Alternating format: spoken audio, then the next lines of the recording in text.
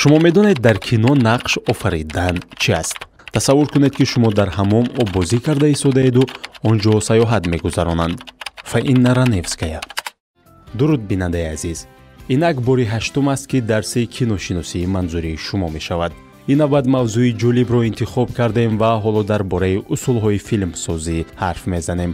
бовар дорем ки дар бораи баъзе аз онҳо ҳатто тасаввурот надоред. аз ин лиҳоз дарси имрӯзаи мо филмҳо чӣ гуна сохта мешаванд, усулҳои асосие ки шумо пай намебаред унвон гирифтааст.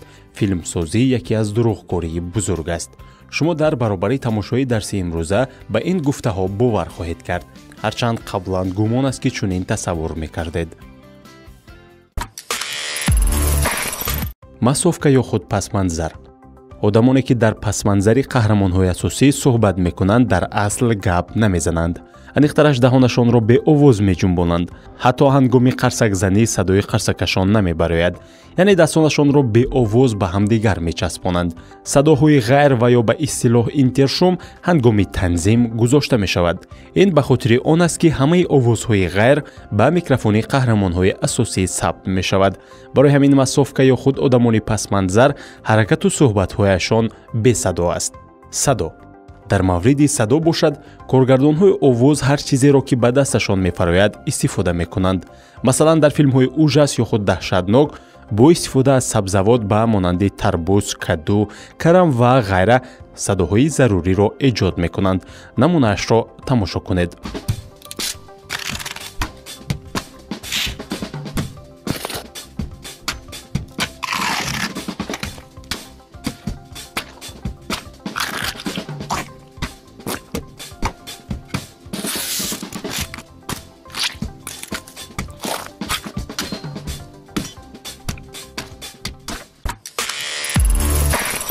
кӯдакон ва филмҳои даҳшатнок. шояд андешае ба саратон омада бошад ки кӯдаконро чӣ гуна дар филмҳои даҳшатангез истифода мебаранд. дар асл нақшофарии онҳо ба мисле ки бозӣ бошад мегузарад. дар бисёр ҳолатҳо кӯдакон ҳатто намедонанд ки дар филмҳои ужас нақш бозӣ мекунанд. дар майдони наворбардорӣ байни садҳо нафар филмсозон ягон чизи даҳшатнок эҳсос намешавад. садо ва образҳои даҳшатнок ҳангоми танзим бо ёрии эффектҳои визуалӣ гузошта мешавад. масалан Дени Ллойд, кӯдак аз филми Дурахшон. ӯ танҳо дар синни 16 солагӣ вақте филми Пурраро тамошо мекунад, баъд мефаҳмад ки дар куҷо нақш бозӣ кардааст.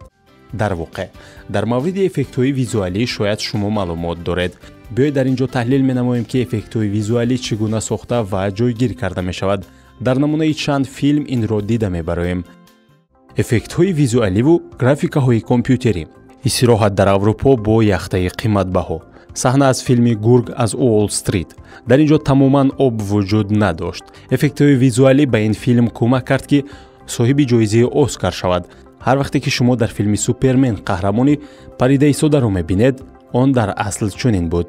Генри Кавеллро танҳо бо бандҳои оҳанӣ баста монда буданд. компютер, монитор ва ё саҳнаҳои 3D ки дар филмҳои муосир хеле зиёд истифода мешавад, танҳо мизи сабз ҳасту халос. дар боло дар мавриди суперқаҳрамонҳо гуфтем. филми қасосгирандагон ё худ Мистители аслан дар Нью-Йорк ба навор гирифта нашудааст. филм дар хонаи бузурги пардаи сабз пӯш сабт шудааст. ҳунармандон танҳо чанд рӯз дар шаҳр буданд. боқимонда саҳнаҳо дар 7 мил дур аз Нью-Йорк ба навор гирифта шудааст. истифодаи оина. дар назди оина нақш офарида ҳайати наворбардоронро пинҳон кардан хеле кори мушкил аст, аммо ин ҷо низ аз усулҳои алоҳида кор бурда мешавад. масалан дар филми маъруфи Терминатор 2 коргардон Ҷеймс Кэмерон рӯҳи хубро пайдо кардааст. инъикоси қаҳрамонро худи Шварценеггер ва дугоники Леди Хэмилтон бозӣ карданд. персонажҳои ин тарафи оинаро бошад худи Шварценеггер ва худи Хэмилтон нақш офариданд. хӯрдан дар кадр. дар филмҳо персонажҳо хӯрок мехӯранд, аммо актёрҳо не. ин ба хотири он аст ки барои сабти як саҳна чандин дублҳо сабт карда мешавад. ҳунармандон наметавонанд ки дар ҳар дубл хӯрок хӯранд. вақте дар филм хӯроки зиёд истифода мешавад, одатан ҳунармандон танҳо хӯрокҳоро мехӯянд ва ба сатилҳои махсус мепартоянд. тамокукашӣ. ҳунармандон дар кадр тамокӯи ҳақиқӣ намекашанд. агар дар саҳна ва дублҳои зиёд онҳо ин қадар сигори зиёд кашанд, то охири филм шояд зинда намонанд.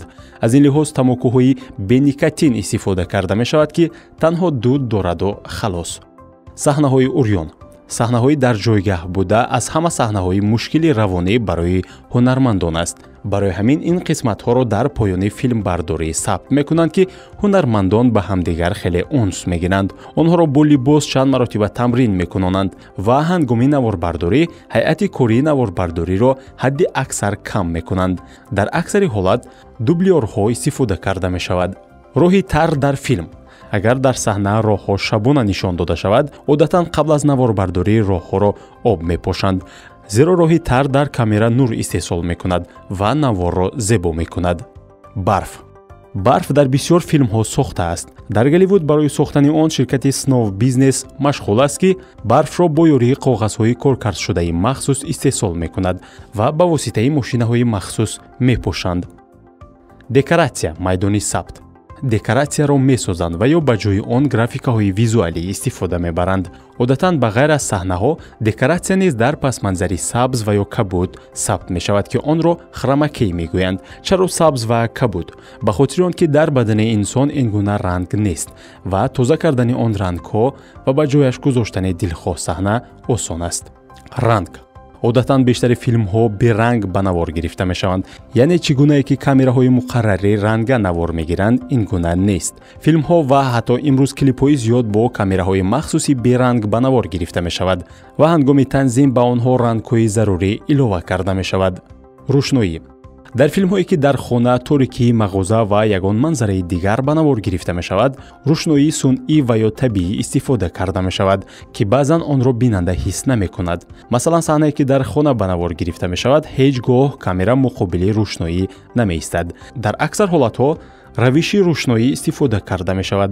агар қаҳрамонҳо назди тиреза бошанд ва ё аз кунҷ ба навор гирифта мешавад ва ё тирезаву рӯшноии берун дар саҳнаи наворгирӣ тамоман вуҷуд надорад ки онро низ вақти танзим мегузоранд.